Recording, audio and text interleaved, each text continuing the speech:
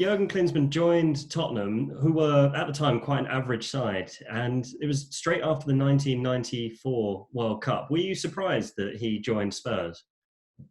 I was absolutely delighted. I mean, I covered the World Cup for the Indy, and it was, there was a buzz around Klinsmann, and the whole diving thing I thought was absolutely hilarious when he dived to celebrate that goal. I thought it was brilliant. I mean, the English media and the English public are incredibly, accepting of people, particularly they've got a sense of humour. If you can take the mickey out of yourself, like Klinsmann did, and it was great going down to their old training ground, and you'd see some of the, even at that time, there were some fairly flash motors there.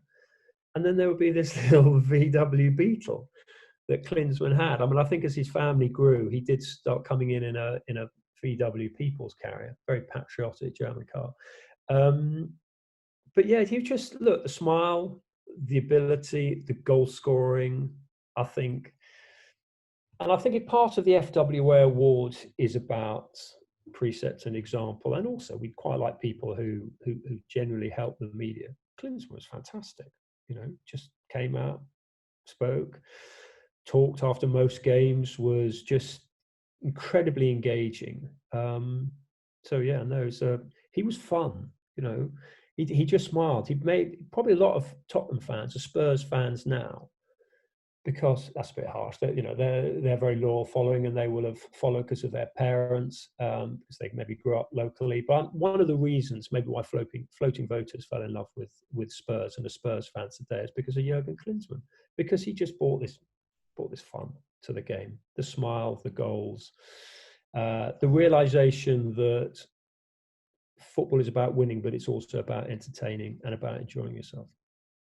Do you think Klinsmann paved the way for more big name foreign signings to join the Premier League? Because it was quite a surprise move at the time. Yeah, I think probably Sky's money paved the way for big name foreign signings to come in. But yeah, absolutely. If you got Klinsmann playing in English football, and it's being increasingly shown around the world, I think he does sprinkle some stardust on the game. He does have that little bit of glamour. I mean, talking to the other Spurs players, they absolutely loved not simply playing with him because they knew what a good finisher he was, but also training with him because they could see his work ethic getting in early. I mean, it was like when Bergkamp came. Bergkamp had a transformative influence on Arsenal Football Club and probably on the Premier League as well in terms of diet and things like that. And he predated Wenger. So yeah, absolutely. Klinsmann was on and off the pitch. I think he was an absolute. The one sadness, and I remember talking to him about it when he came back when he was American coach, and a few of us had a coffee with him in London, 4 or 5 journalists.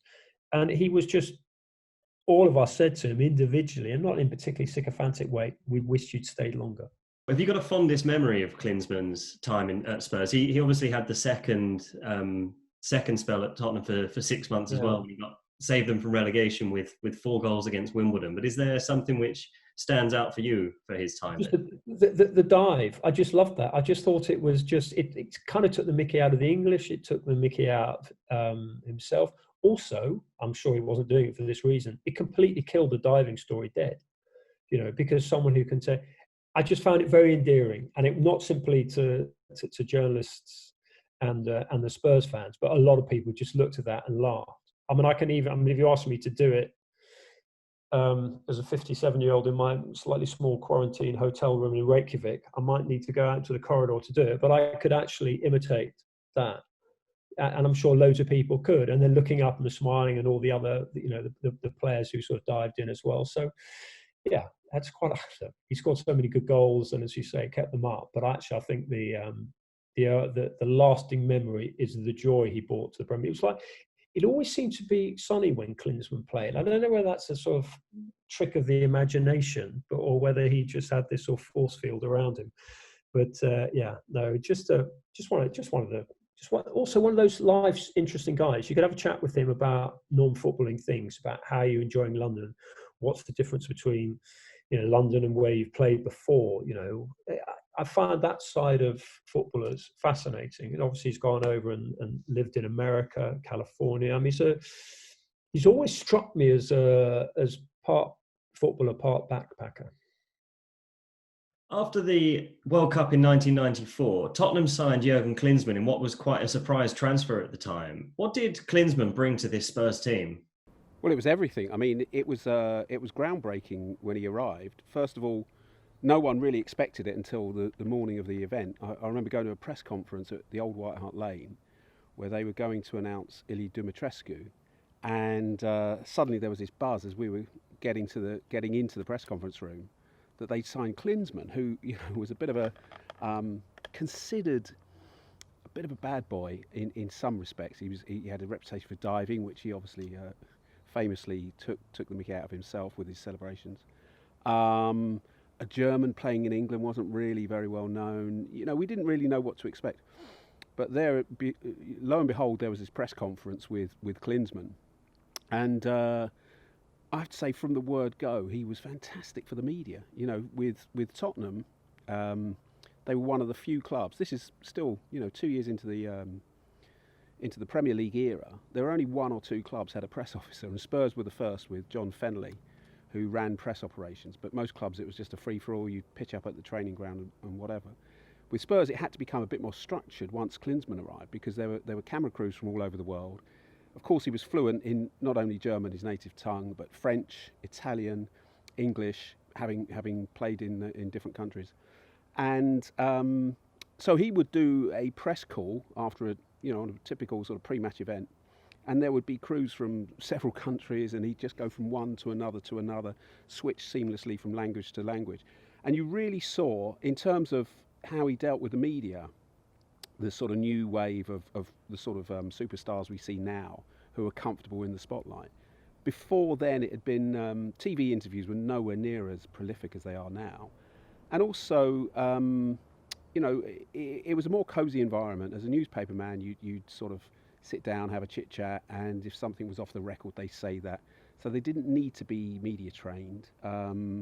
It really was the start of a new era. And as I say, it brought in, possibly for the worst, a whole sort of regimentation of press operations, because there was such a demand all of a sudden from all over the world. You couldn't just have this cosy relationship where you pitched up at the training ground and had a quick word with the manager or players. So, in that respect, he changed everything. He was a game changer. On the field, of course, for Tottenham, he was just a revelation. It wasn't a great season for Spurs. They sacked Ossie Ardiles a few months into his reign, and Gerry Francis came in. But his partnership with Teddy Sheringham was fantastic. They just clicked. Sheringham still talks about him being the best strike partner he ever had, and it just lit up White Hart Lane and the Premier League. He was a superstar in the prime of his career, and he had that smile on his face, and he was always willing to stop and talk, whether it's to fans or the media. He just brought stardust. So, Gerry, could you just tell me what type of player Jurgen Klinsmann was? Well, he was. He wasn't a traditional centre forward for sure. He was very much a second striker who worked alongside Sheringham brilliantly. Sheringham being sort of a bit more the big man who'd the hold up play and the flicks, good in the air. Klinsmann was just a very sort of clever player playing off a big man like that, and obviously 2-footed. He could shoot from range. He could get poachers goals. He did get headers occasionally. And memorably in his debut at White Hart Lane, he scored a couple. One was an overhead kick. He just had this knack of being in the right place, right time. It was a classic, goal scorer. My favourite player of all time. I grew up, barely watched him. I was too young for that, really. But my all-time favourite was Jimmy Greaves, and there was a bit of the Greaves about Klinsmann. He just had that brilliant knack of being there. He was a natural goal scorer, and a joy to watch. And why do you think that he was elected Footballer of the Year? As you say, Tottenham didn't have a particularly good season that year, and Blackburn had won the league the first time they'd won it in 80-odd years, yet it was Jurgen Klinsmann who was voted Footballer of the Year.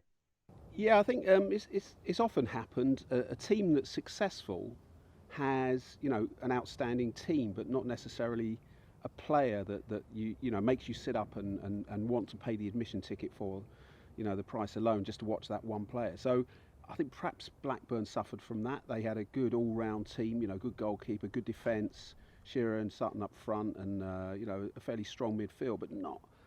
There wasn't one player that year that you'd say he's the absolute.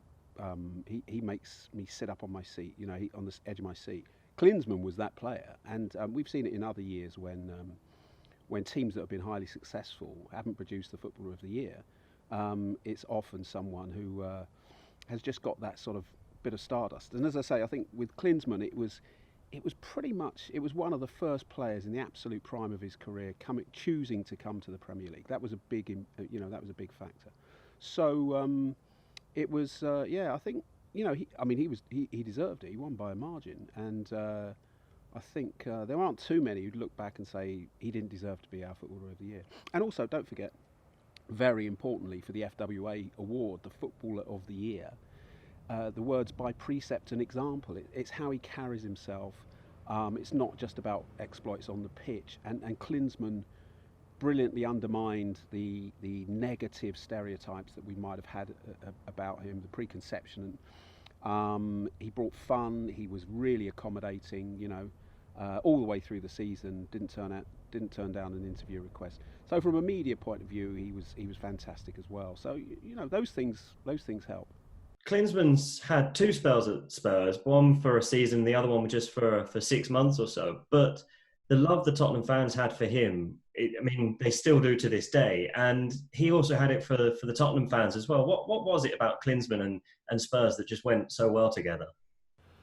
Well, he came into a team that was, very bold attacking team. Ozzy Ardiles had just taken over.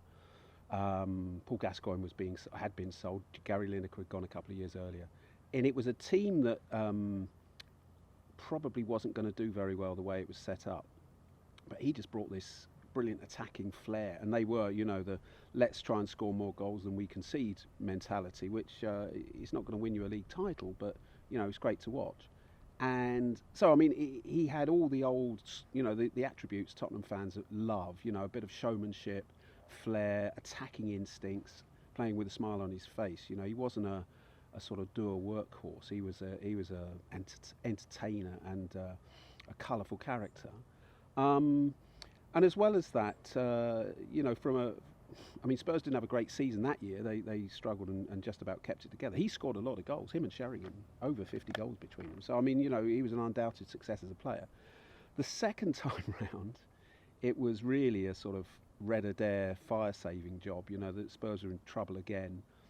And I think they called on him as a favour to come in, and he did. I think his final game he scored, was it 4 goals against Wimbledon away? He sort of had that knack. He just came back at the right time and just scored the goals to help him get out of trouble because they were in danger of relegation. So both seasons they weren't doing well, but he just had that sort of something about him that helped. And in terms of his relationship with the fans, he still says this now. It's not just with the fans, but with the club and the players around him. He came from fairly regimented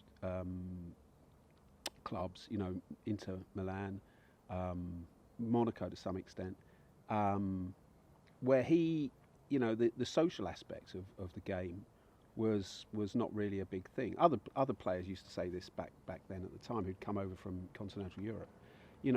When they got to England, they realised it was, you were all mates on and off the pitch, and they all took him. I remember Sheringham took him to Charlie Chan's, the sort of cheesiest sort of disco stroke nightclub located at the bottom of Walthamstow Dog Track, which is where the players used to go after a midweek game at White Hart Lane. And after that Everton game, his home debut, they all went off there, probably had a few beers, maybe one or two too many, and he was just grinning from ear to ear the next day. He just loved it. He said he'd never experienced anything like it. So he loved that culture, that environment, the crowds, the closeness, especially at White Hart Lane was one of those grounds with a really great atmosphere because it was all enclosed and quite close to the pitch.